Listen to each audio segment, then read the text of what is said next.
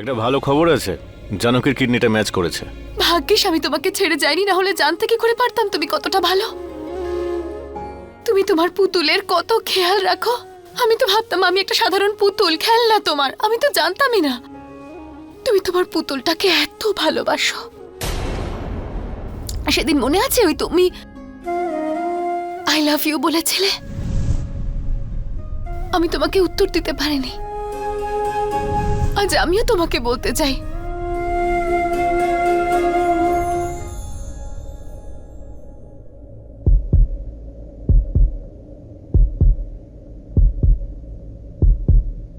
I love you too.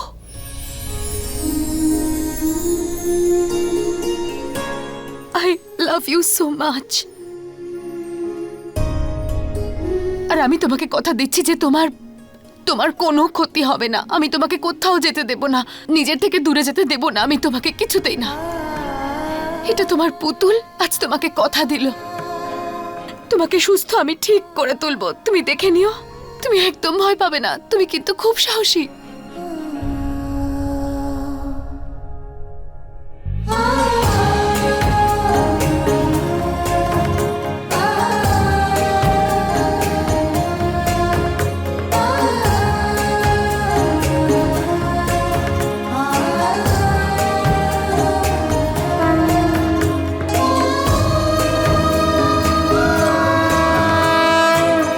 Janaki, তুমি ready?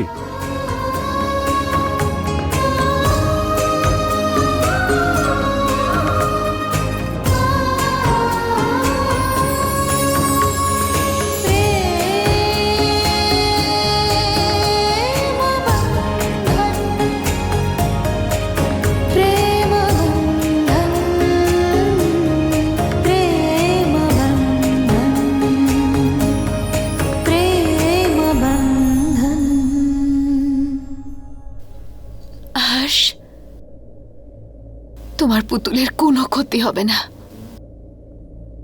আর আমি তোমার কোনো ক্ষতি হতেও দেব না।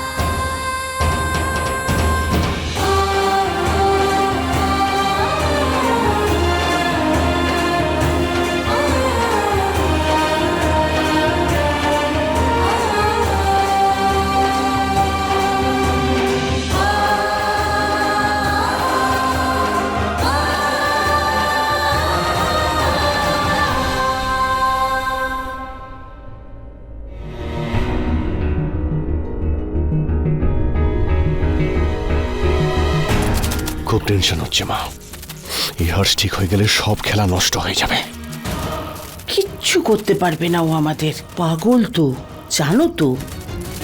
আমি অ্যাক্সিডেন্টটা করিয়েছি, এটা কেউ জানতে পারবে না। কিন্তু মা, হর্ষ আমাদের রাস্তা থেকে সরে গেলেই ভালো হতো। আমাদের রাস্তার সবচেয়ে বড় কাঁটা হর্ষ নয়, জানো কি? তুমি ওর ব্যাপারে কিছু ভেবেছো? ভেবেছি।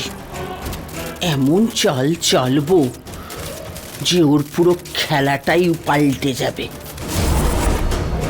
দেখবে।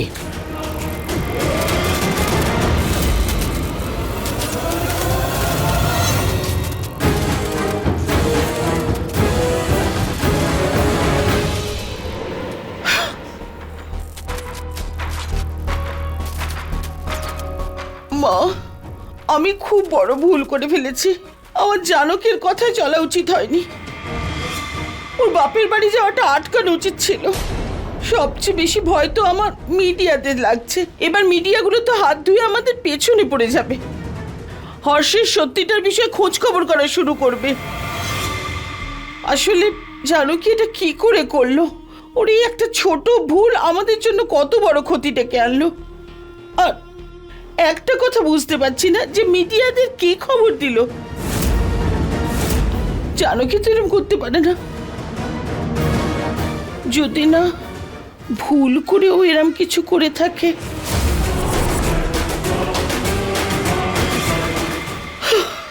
জানি না কি হলো, কি করে হলো।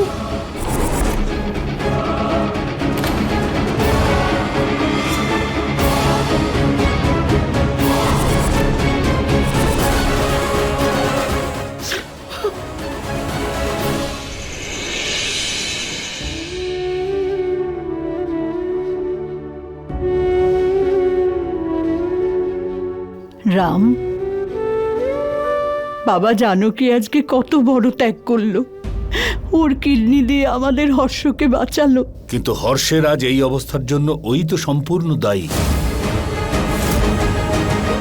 এসব তো জানকেরই কাজের ফল।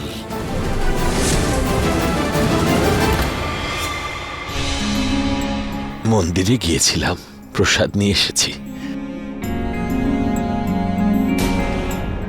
রাম, প্রসাদ নে।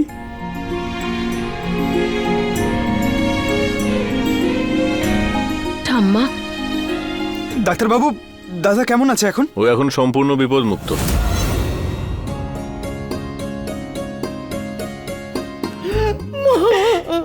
হে ভগবান, তোমার অশেষ করুণা।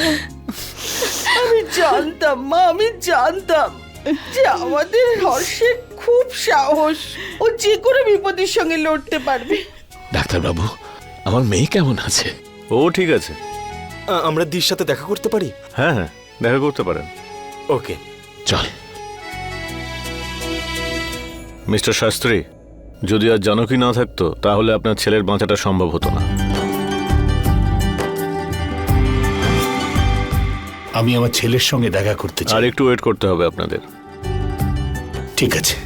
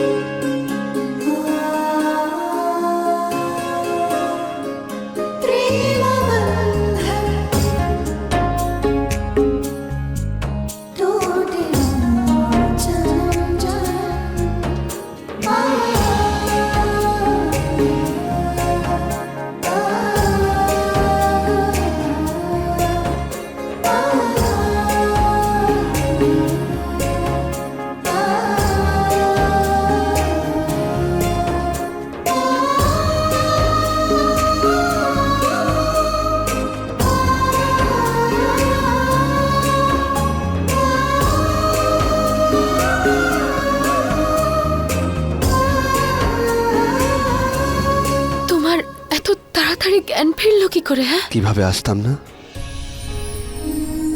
আরেকটা কথা বলি, তোমার হর্ষ কিন্তু খুব স্ট্রং। তোমার পিঙ্গু।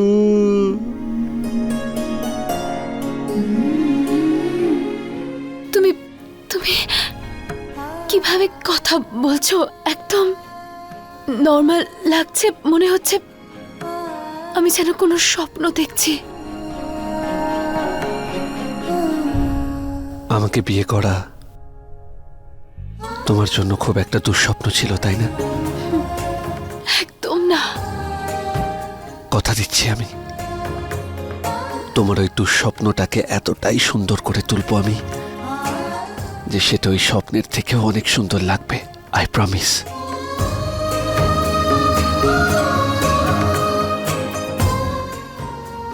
তুমি তোমার টিঙ্কুকে ভুলে যাওনি তো?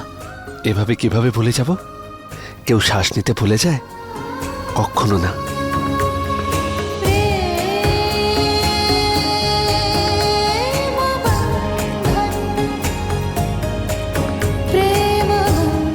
Thank you. Thank you. তাড়াতাড়ি ঠিক হয়ে যাও, তারপর তোমার বাড়ি যাব। অনেক অনেক ছবি তুলতে হবে তোমার বাবার সঙ্গে। তোমার বাবাকেও তো পটাতে হবে, তাই না? বাবা, দেখো না হর্ষ,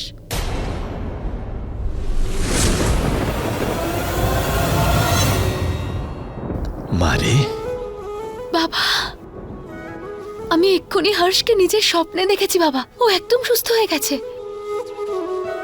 হ্যাঁ রে মা, ও ঠিক হয়ে গেছে। সত্যি? হ্যাঁ রে মা, ডাক্তার এক্ষুনি বললেন যে হর্ষের বিপদ পুরো কেটে গেছে, আর এই সব তোর জন্যই হয়েছে।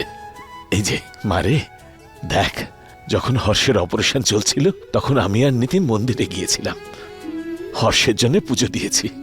তুই স্বপ্ন দেখলি না যে হর্ষ ঠিক হয়ে গেছে? সেটা তো হবারই ছিল। বাবা, যদি হর্ষ ভালো হয়ে গিয়ে থাকে তাহলে ওর মেন্টাল কন্ডিশনও নিশ্চয়ই ইমপ্রুভ করবে, তাই না? হ্যাঁ রে মা, সেটাও হবে নিশ্চয়ই একদিন।